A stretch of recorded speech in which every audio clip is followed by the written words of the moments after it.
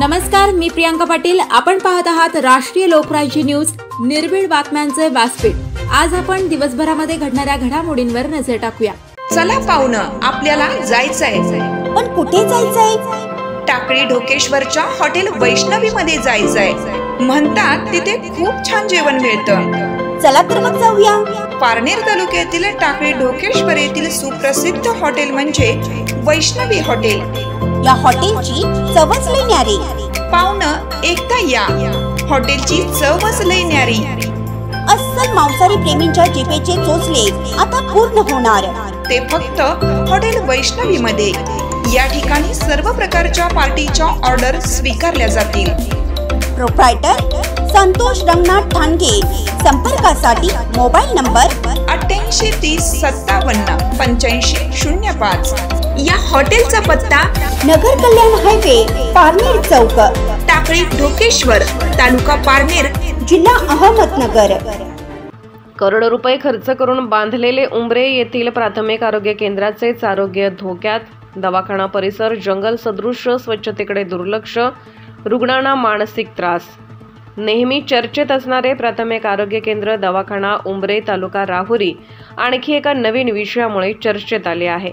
एवढी मुद्दा आहे की करोडो रुपये खर्च करून सर्वसामान्यांना उपचार मिळतील या हेतूने बांधण्यात आलेले हे आरोग्य केंद्र जंगलमय झाले आहे आणि येथील स्वच्छतेकडे पूर्णपणे प्रशासन कर्मचारी वर्गाचे दुर्लक्ष झाल्याचे आढळून येते। परिसरात कमरेच्या व डोक्याच्याही वर जातील एवढे मोठ्या प्रमाणात काटेरी वृक्ष आणि इतर नको असलेल्या वृक्षांची वाढ झालेली दिसून येते। म्हणजे सर्वसामान्यांना आरोग्य पुरवठा करणाऱ्या आरोग्य केंद्राचेच आरोग्य धोक्यात आहे असे दिसून येते। विशेषतः म्हणजे या ठिकाणी अनेक प्रकारचे रुग्ण ॲडमिट असतात, जसे की कुटुंब नियोजन शस्त्रक्रिया, बाळंतपणासाठी आलेल्या महिला व इतर उपचारासाठी येणारे दररोजचे रुग्ण।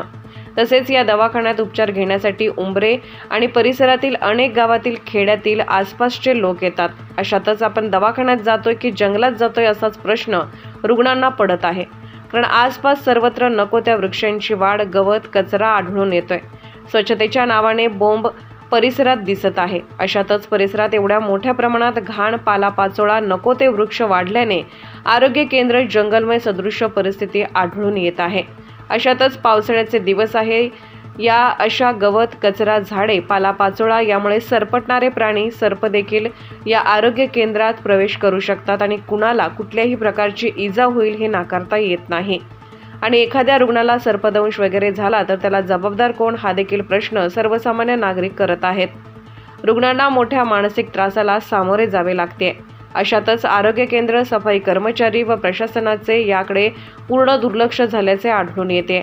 नेमकी जंगलात दवाखाना आहे की दवाखान्यात जंगल हेच कळायला मार्ग नाहीये। मोठ्या प्रमाणात घाणीचे साम्राज्य सगळीकडे पसरले आहे।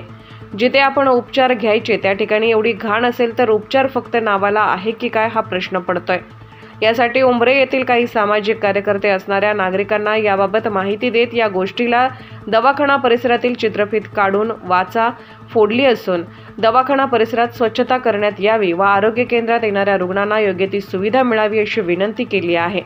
तरी प्रशासन व आरोग्य केंद्र कर्मचारी व जिल्हा परिषद या गोष्टीची किती दखल घेत आहेत हे पाहणे महत्त्वाचे आहे।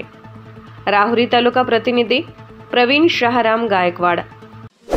ताज्या बातम्यांसाठी आणि अपडेट्ससाठी राष्ट्रीय लोकराज्य न्यूज चॅनलला सबस्क्राईब करा, तसेच लाईक आणि शेअरही करा।